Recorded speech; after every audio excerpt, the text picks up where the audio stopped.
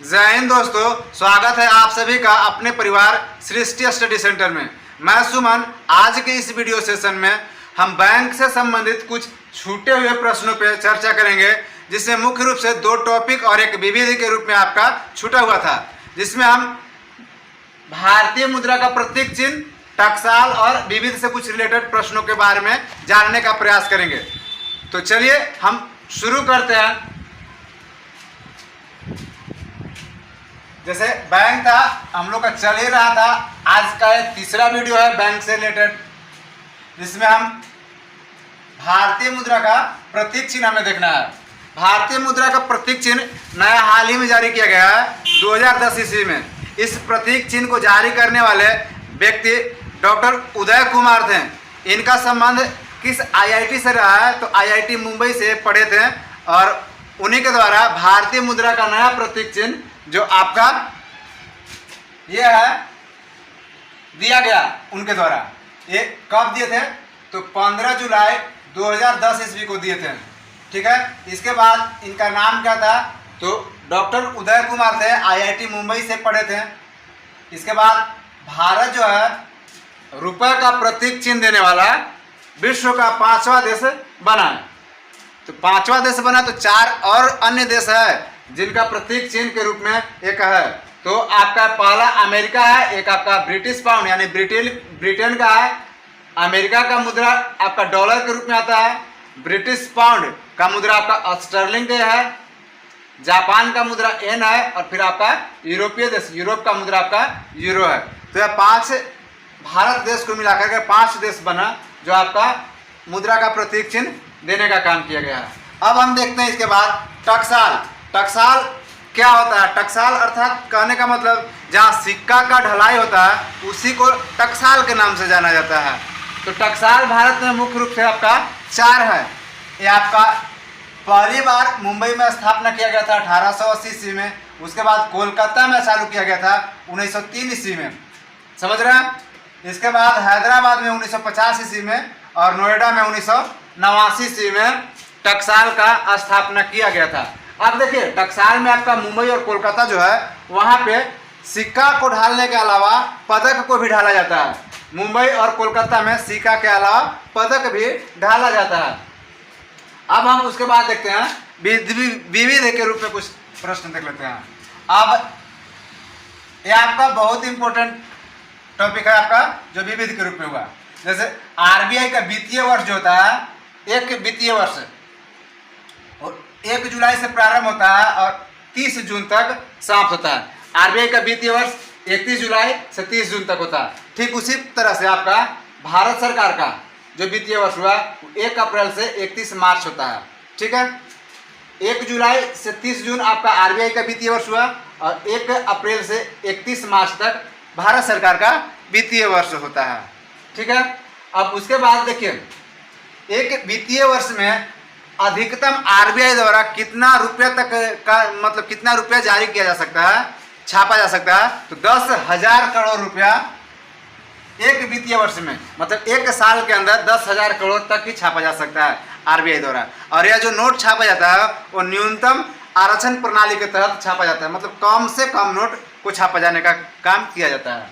तो ये आप समझ गए, वित्तीय वर्ष एक वित्तीय वर्ष में अधिकतम 10,000 करोड़ तक छापा जा सकता है नोट को। अब उसके बाद है देखिए 1,000 का नया नोट आरबीआई द्वारा 20 वर्ष के अंतराल पर पहले चल रहा होगा, फिर बंद कर दिया गया होगा, अब फिर जो चालू किया गया 20 वर्ष के अंतराल के बाद 9 अक्टूबर 2000 को पहली बार जारी किया गया था। आया बात समझ में? 1,000 का नया नोट आरबीआई द्वारा 20 वर्ष के अंतराल पर पहली बार 9 अक्टूबर 2000 को जारी किया गया। हालांकि प्रेजेंट में आपका 1,000 का नोट बंद है, हम चर्चा करेंगे उस पर भी। अब देखिए सबसे बड़ा निजी बैंक, भारत का सबसे बड़ा निजी बैंक कहने का मतलब प्राइवेट बैंक हुआ, वो आईसीआईसीआई बैंक है। कल ही हम बताए थे इसका स्थापना 1994 ईस्वी में किया गया है। अब भारत का सबसे बड़ा सार्वजनिक बैंक वर्तमान में आपका एसबीआई है। एसबीआई का स्थापना भी बताया था आपका 1935 ईस्वी में किया गया था एडी गोरवाला समिति की सिफारिश पर।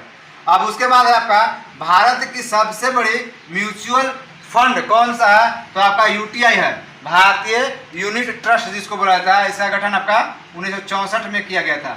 यूटीआई का नाम बदल करके एक्सिस बैंक 2007 ईस्वी में कर दिया गया है। अब उसके बाद है, भारत में सबसे बड़ा विदेशी बैंक कौन सा है?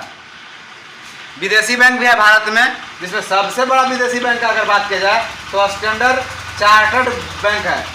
स्टैंडर्ड चार्टर्ड बैंक कहाँ का है? तो ब्रिटेन का बैंक है।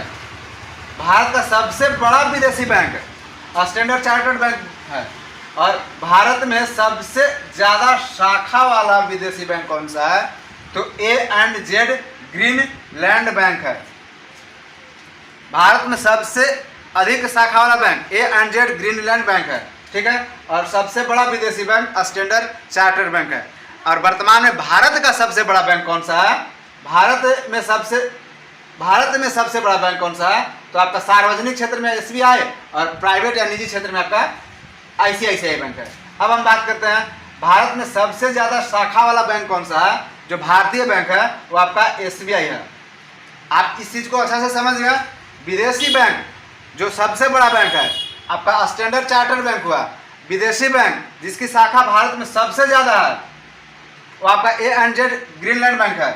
भारत का बैंक जिसकी शाखा भारत में सबसे ज़्यादा है वो आपका SBI बैंक है। भारत का सबसे बड़ा बैंक सार्वजनिक क्षेत्र में मतलब सरकारी क्षेत्र में SBI और प्राइवेट क्षेत्र में भारत का सबसे बड़ा बैंक ICICI बैंक है। आप समझे इस चीज़ को। अब आगे हम देखते हैं क्षेत्रीय ग्रामीण बैंक। एक क्षेत्रीय ग्रामीण बैंक है, इसका गठन किया गया था 2 अक्टूबर 1975 ईस्वी को। क्षेत्रीय ग्रामीण बैंक का गठन 2 अक्टूबर 1975 ईस्वी को किया गया था। क्षेत्रीय ग्रामीण बैंक द्वारा किसानों के पास आसानी से पहुंचने के लिए किसान क्लब का स्थापना किया गया। तो ये पूछा जा सकता है कि किसान क्लब का स्थापना किस बैंक के द्वारा किया गया? तो क्षेत्रीय ग्रामीण बैंक के द्वारा किया गया। और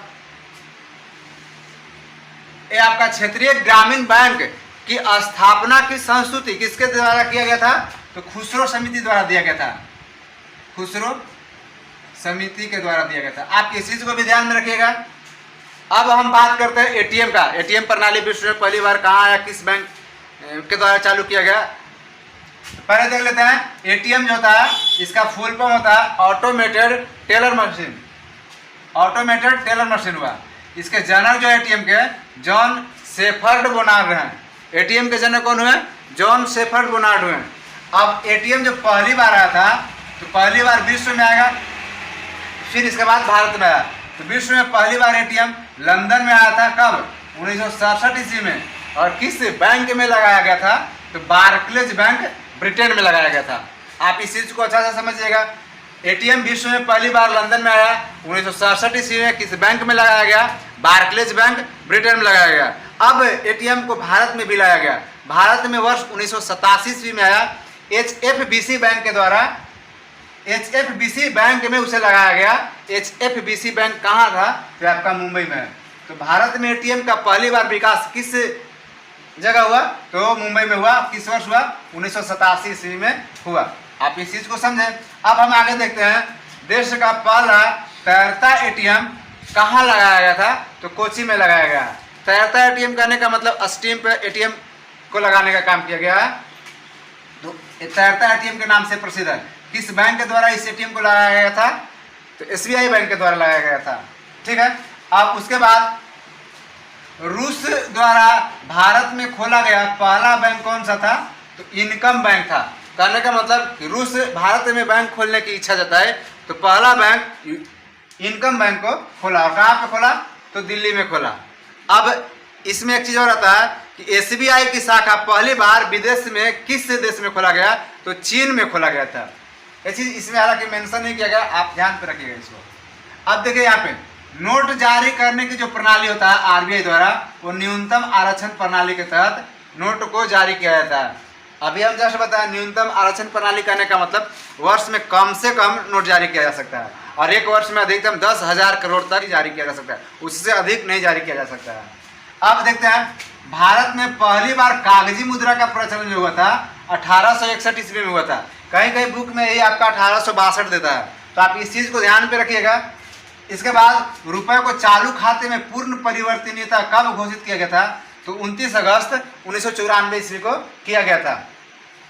रुपए को चालू खाते में पूर्ण परिवर्तनीयता 19 अगस्त 1994 को घोषित किया गया था। अब हम देखते हैं बैंक में रेपो रेट और रिवर्स रेपो रेट क्या होता है। रेपो रेट कहने का मतलब आपका आरबीआई से जो बैंक ऋण लेता है, लोन लेता है, उसे रेपो रेट के नाम से जाना जाता है, ठीक है। और रिवर्स रेपो रेट कहने का मतलब आरबीआई जिन बैंक से ऋण लेता है उसे रिवर्स रेपो रेट कहा जाता है।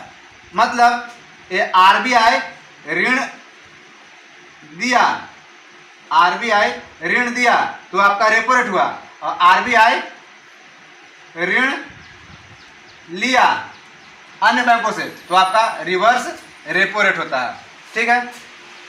ये चीज था।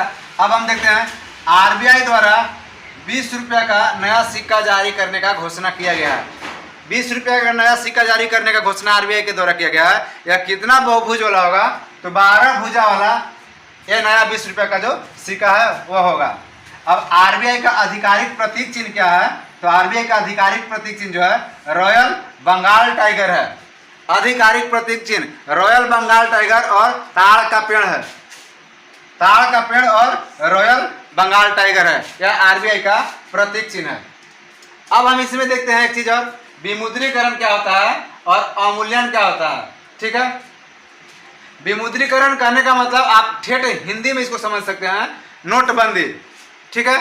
जैसे आपका 8 नवंबर 2016 को भारत के प्रधानमंत्री नरेंद्र मोदी के द्वारा यह घोषणा किया गया था कि भारत के 2 बड़े नोट 500 और 1000 को बंद कर दिया जाएगा, और 8 नवंबर 2016 को अंतिम बार विमुद्रीकरण अर्थात नोटबंदी का काम किया गया है। अब विमुद्रीकरण क्या है सुन लीजिए। जब देश में काला धन बढ़ जाता है और अर्थव्यवस्था के लिए खतरा उत्पन्न करता है तो भारत सरकार के द्वारा पुराने नोट को बंद करके और नया नोट जारी किया जाता है। उसी क्रिया को विमुद्रीकरण कहा जाता है। अर्थात नया नोट बंद करके, पुराना नोट बंद करके और नया नोट जारी करने की क्रिया विमुद्रीकरण कहलाता है। इसके तहत होता क्या है कि जिनके पास बहुत सारा पैसा जो होता है वह पैसा कागज के समान हो जाता है और उनके पास धरा का धरा रह जाता है, और फिर से नया जो रुपया का प्रचलन होता है वह एक सीमित रहता है और प्रत्येक लोगों के पास आसानी से उसे पहुंचाया जा सकता है। तो विमुद्रीकरण की क्रिया यही होता है। अब अवमूल्यन क्या होता है? अवमूल्यन देख लीजिए, भारत में अभी तक 3 बार अवमूल्यन किया जा चुका है रुपया का। तो ये अवमूल्यन क्या है देख लीजिए। अवमूल्यन आपका 2 तरह से होता है। एक जब सरकार का इच्छा हो तो अवमूल्यन कर सकती है, एक बार आपका खुद से होता है विशेष स्थिति आ जाने पर। जैसे इसमें होता क्या है कि जब किसी देश द्वारा अन्य देश की मुद्रा की तुलना में उस देश की मुद्रा को कम कर देना, इसमें होता क्या है तो आयात में कमी हो जाता है और निर्यात में वृद्धि हो जाता है। अब आयात में कमी और निर्यात में वृद्धि का है, इस चीज को समझिए। कहने का मतलब कि विदेश से हम कोई चीज को मंगाते हैं तो उसको आयात कहा जाता है, और जब हम अपने यहाँ से अपने देश से विदेश में किसी चीज को भेजते हैं तो उसको निर्यात कहा जाता है। तो हम अवमूल्यन जब होगा तो सामान वहाँ से कम मंगाएंगे और यहाँ से रकम ज्यादा देना होगा। ये आपका आयात में कमी के हिसाब से हुआ। और निर्यात में वृद्धि करने का मतलब यहाँ से सामान हम बहुत ज़्यादा देंगे और वहाँ से कम लाएंगे, यही आपका निर्यात में वृद्धि हुआ कि निर्यात हम ज़्यादा करेंगे और आयात हम कम करेंगे। ये आपका हुआ। अब देखिए पहला बार अवमूल्यन कब हुआ था? तो सितंबर 1949 ईस्वी को हुआ था पहला बार अवमूल्यन। दूसरा बार अवमूल्यन हुआ था जून 1966 ईस्वी को, और अंतिम रूप से तीसरा बार जो अवमूल्यन हुआ था जुलाई 1991 ईस्वी को हुआ था। जुलाई 1991, जून 1966 और सितंबर 1949 भारत में रुपयों को 3 बार अवमूल्यन किया जा चुका है। तो विमुद्रीकरण और अवमूल्यन आई होप आप समझ गए होंगे। आज के इस वीडियो में हम इतना ही रहने देते हैं, इसके बाद फिर हम मिलेंगे अगले वीडियो में। तब तक के लिए धन्यवाद।